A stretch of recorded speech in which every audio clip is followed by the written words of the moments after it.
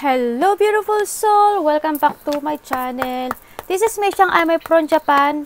Capricorn Kabayan, this reading is for you. Maraming salamat muna sa aking mga subscriber, new subscriber, cross-watcher, at sa mga bagong pasok dyan.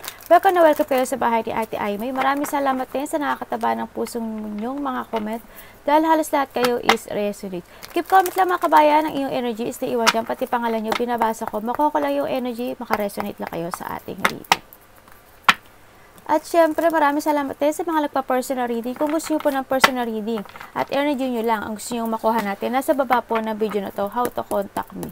This is a general reading, Kabayan Capricorn, kuhanin mo lang ang sa iyo at itapon ang hindi naman para sa iyo. Maaring ito is vice versa, maaring energy mo, energy ng person mo, o energy ng malapit sa puso mo. Maaring related sa work, love, shop, friends, family member, co-workers, o sa business. Use your own intuition, lawakan ng isipan, hindi ko na ulit-ulitin kung ano ang role natin. Lagi naman natin itong ginagawa. Tao na nakakonect kay Capricorn. Tao na nakakonect kay Capricorn, anong nararamdaman mo kay Capricorn? Isa-isahin natin yan, ibababa natin yan, at explain natin, no? Show me, show me, show me. Tao na nakakonect kay Capricorn, ano ang nararamdaman mo kay Capricorn? Usually,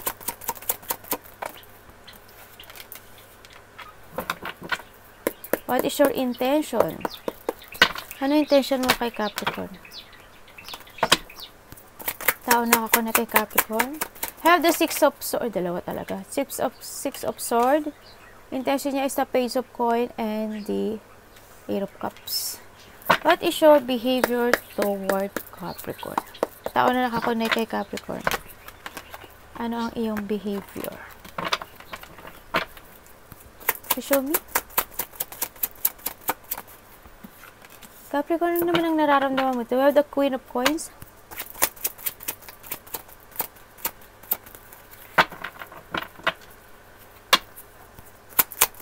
Nararamdaman mo Capricorn sa tao na to? Please show me. Wow. At what is the blind spot? We have the Queen of Wands, the Queen of Coins. Okay. What is the blind spot? Ang hindi mo alam sa connection ito. Either ikaw or siya to, ha?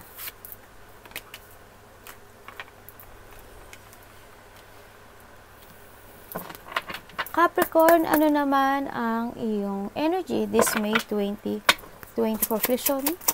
Explain natin yan isa-isa. We have that, ang dalawa talaga. Universe, ano pong advice nyo kay Capricorn? We have the Eight of Wands and the Hermit. And saka yung blind spot natin, ano to? The Three of Wands and the Five of Wands. Puro wands, ah. Ano pong advice nyo kay Capricorn this May 2024? Oh, thank you po. And overall energy po ni Capricorn this May 2024. Please. Thank you. Dalawa talaga. Okay, ang kanyang nararamdaman sa iyo is the Six of Sword. Bakit sa Six of Sword? Tao na ako na kay Capricorn. Bakit Six of Sword ang nararamdaman mo kay Capricorn? Okay. Andito yung sinasabi niya na nararamdaman niya sa'yo na alam niya na napapagod ka na sa kanya. You're feeling tired sa pag-iintindi, sa pag-uunawa, sa pagbibigay ng advice, sa pagtulong sa kanya. Yan, ang nakita ko to. Alam niya na nararamdaman niya sa'yo, na nararamdaman niya na nasasaktan ka sa lahat ng ginagawa niya. No? Doon. Iniisip ka niya every night. Naalala niya yung mga good things and good memories sa inyong dalawa. Handun yung part na pinagsisisihan niya ito. At nire-reminiscing niya yung mga past, mga bad things and good things na nagawa niya sa'yo. No? Yung mga naalala ka niya. Palagi ikaw ang nakasa sa isip niya. No? Back naman, Queen of Wands ang iyong nararamdaman Capricorn sa tao na to. Bakit Queen of Wands? Dalawa yung Queen of Wands natin, no? Ito, Queen of Wands and Queen of Wands, diba? Nararamdaman mo sa tao na to na siya yung tao na talagang a friend a lovers, a person na willing tumulong kahit kanino. Yan, nararamdaman mo sa tao na to. Siya yung tao na very patient na person. Siya yung tao na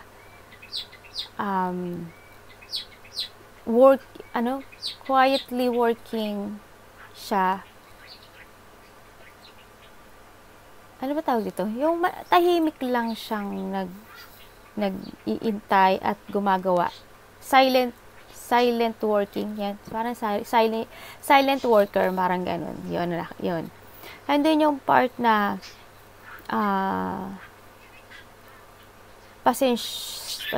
you are patient person. At aguluhin ko, mas mali-mali naman yun, no? Tanga-tanga lang yun. Yun. Alam niya na ikaw yung very passionate, yan, nararamdaman niya sa'yo, you are a person na you want to be always beautiful, elegant, matulungin, handun yung attraction, alam mo yun, na very attractive person ka, yun ang nakita ko, sinasabi niya, yun ang nararamdaman sa'yo, talagang na-attract siya sa'yo. Wow, oh my God. Alam niya na matibay ka at matapang ka. Ikaw yung tao na hindi ka raw nawawalan ng pag-asa. Ganyan. Kumbaga, handun yung hindi ka madaling masiraan ng loob sa lahat ng mga naging iba. Kasi handun yung sa part na you hiding your feelings. Both of you naman kasi nakita ko na you hiding your own feelings na nakikita ko sa inyo, no. Hinahide niyo yung feelings nyo sa isa't isa kahit na kayo is nasasaktan. Alam niyo yun? Kahit nasasaktan kayo, tinatago niyo yun. Kasi ayaw niyo na masaktan ang bawat isa sa inyo. Pag nagkakamali ang isa sa inyo, ganun, yun ang nakikita ko kinikip niyo pa rin yun sa sarili niyo. Pero, sa pagiging silent yung dalawa, in that part, gumagawa na kayo ng solution para ma-fix ang lahat. It's a good yan. Very good, action, no? Silent but working. But still working. Ganda yun. At tingnan natin bakit ang iyong maaari ikaw to o siya, no?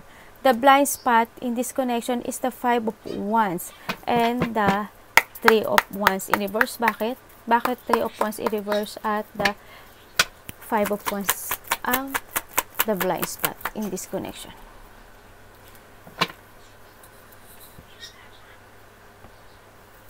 Andito yung sa part na ang the blind spot kasi there's a person na parang naguguluhan siya, nagkakaroon siya ng self-doubt, mga pagsisisi, either ikaw or siya.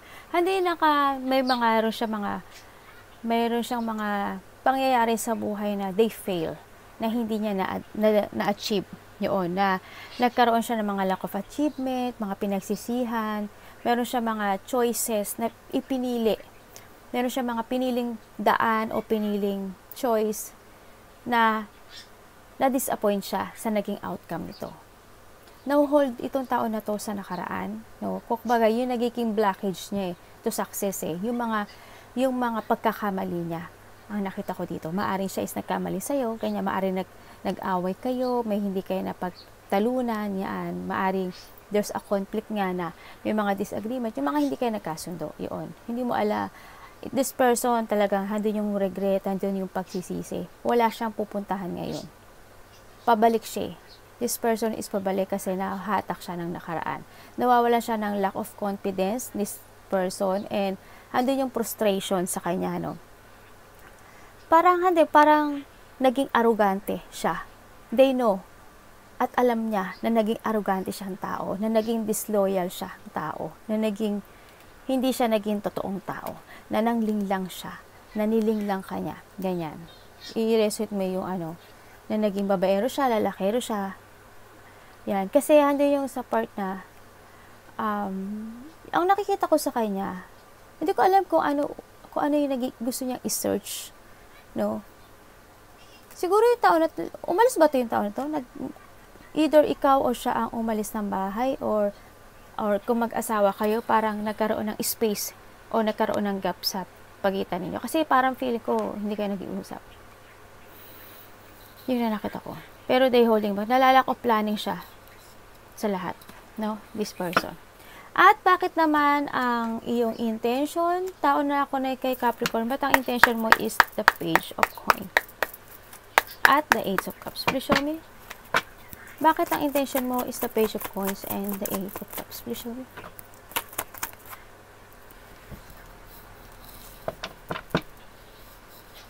Andito yung sa part na intention niya sa'yo is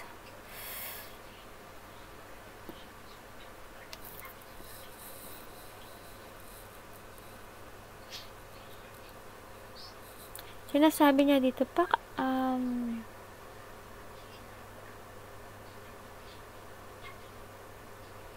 intention niya sa'yo is yung magkaroon na kayo ng tamang direksyon sa buhay. Alam mo yun, na parang iniisip niya na sana makita mo o makita niya, both of you, makita nyo yung dalawa, yung value nyo sa isa't isa, yung kakulangan sa isa't isa. Sana in that part, mapunan nyo bawat isa sa inyo yung mga pagkukulang sa isa't isa. Yun ang nakikita ko sa kanya. Araw-araw niya tong every night every night niya itong iniisip, no? Sa nakita ko, bakit ang Wheel of Fortune? Tingnan natin. Gusto niya pa rin makipagkita sa'yo. At umaasa siya in a divine timing. Magkakatugma kayong dalawa, no? Umaasa siya na ganun. Kasi handun sa sinasabi niya dito na hindi siya susuko sa lahat ng bagay.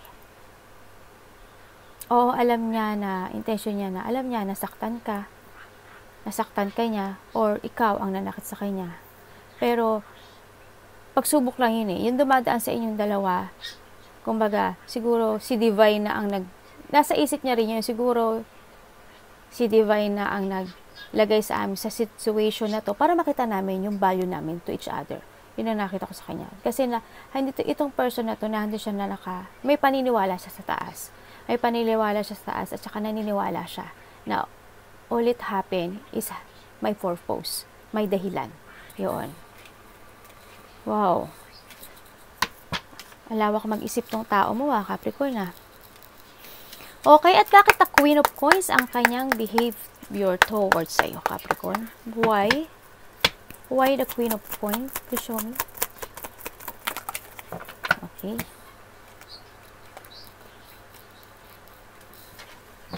And the Nine of Swords. Behavior niya sa'yo, hindi yun sa part na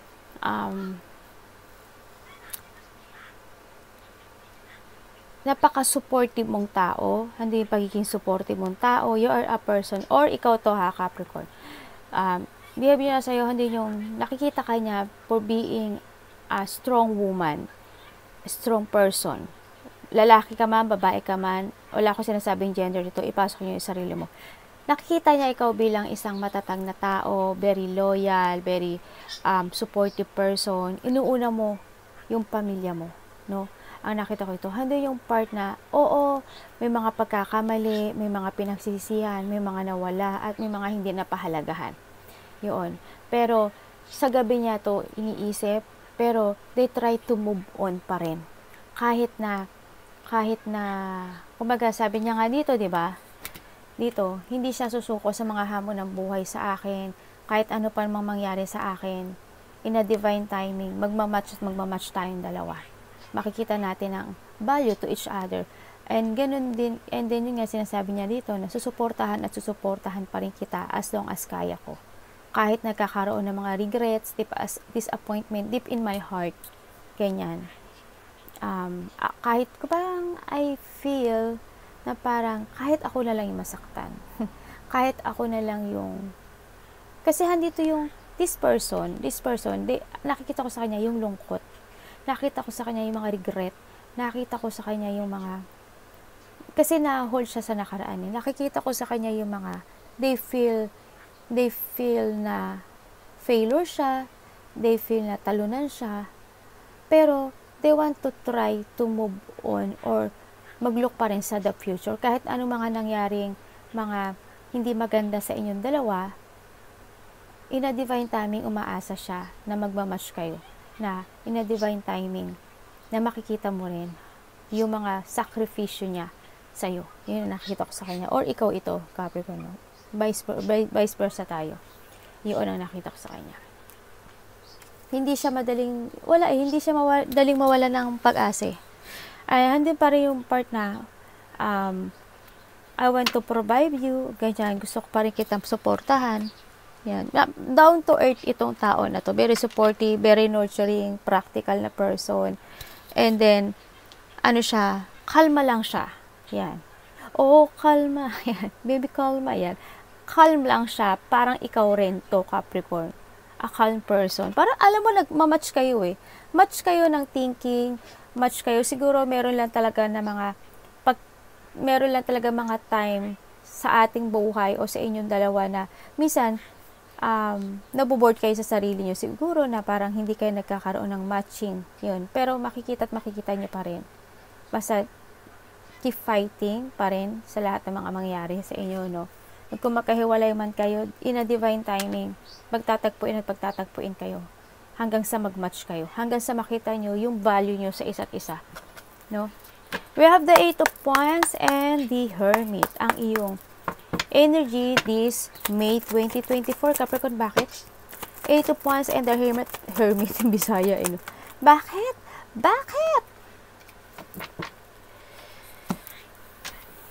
Handito ang energy mo ngayon is parang hindi mo alam kung ano yung dapat mong gawin. May mga pagdadaanan mo this month na magugulo ka, hindi mo alam kung anong dapat mong gawin, sisiyasatin mo yung mga katotohanan, yung sarili mo. No, hindi yung magre-recover ka from a difficult situation sa buhay mo. Hahanapin mo yung tamang daan. Kasi hindi yung pagkalito. Hindi yung misa parang namamanhid ka na lang sa nararamdaman mo. Iniisip mo na lang kung ano yung mga mangyayari in the future sa nakita ko dito. Kung ano yung mga opportunities, ganyan. Andun yung part na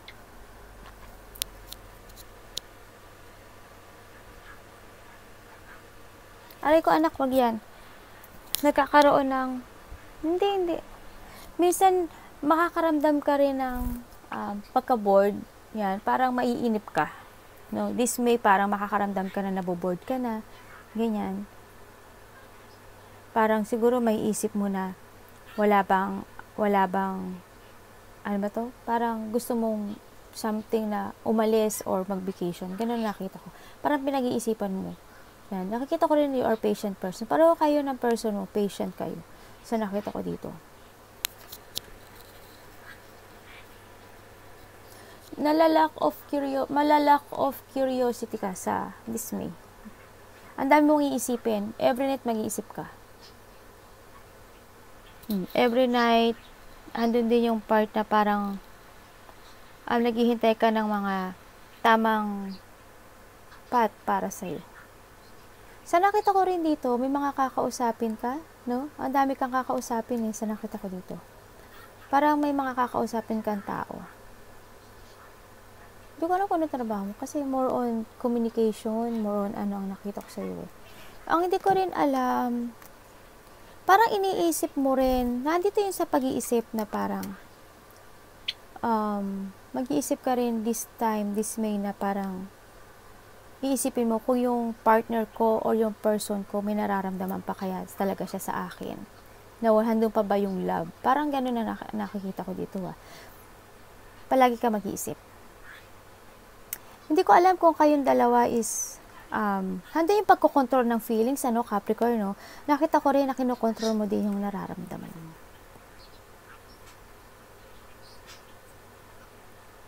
Hindi ko alam kung magkaiba kayo ng lahi o nasa ibang bansa ka. Or marami ka nakaka-collaboration o nakakausap na ibang bansa. Yun ang nakita ko. Na ibang lahi pala. Universe, bakit ba the Hierophant ang iyong advice? Please show me. Bakit po? May 2024. Siyempre, ang sinasabi dito ni Universe, i-value mo yung mga tao na nakakasalamuha mo, i-value mo yung mga tao na nagbibigay sa iyo ng importansya, i-value mo yung trabaho na meron ka. No, pahalagahan mo yung mga meron ka sa ngayon. maging masaya ka, be relaxed, always think positive, and ganun, magpakasaya ka, have fun, and kumbaga, kailangan mong makaramdam ng kasiyahan. Make a new beginning, sinasabi niya dito. Yan, wag mong isipin yung mga nangyari, no? Nakikita ko ito, wag mong isipin yung mga nangyari. Mag-focus ka na matupad lahat ng iyong mga dreams sa buhay mo. Sa nakita ko dito. Kailangan mo na rin, kung kayo is magkahiwalay, no, ng person mo, siguro this is the time na kailangan mong i-fix ito. Yun ang sinasabi niya dito, no? Sa nakita ko dito. Kasi alam ko na mahalaga rin naman sa'yo. Ito, yan. I-fix mo yung dapat i-fix, no? Isipin mo kung bakit nangyari at anong dapat gawin. Yun.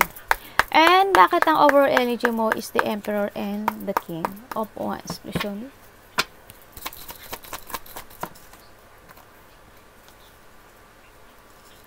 Nakita ko dito ang yung energy, this May, overall energy is to magkakaroon ka ng mga decisions in life na mga dapat mong tapusin. Magkakaroon ka ng mga rules, no? Magkakaroon ka ng, yun nga, decision. Magkakaroon ka ng, magdi-decision ka at magpo-focus ka na tapusin yung mga situation na nahihirapan ka. Yung mga problema mo, struggle mo, ganyan. At nakita ko na matatapos na rin ito. Ang sinasabi lang din dito, basta you need to take a risk, make a decision, and you need to be strong. Sa nakita ko ito. Andito yung nakikita ko rin na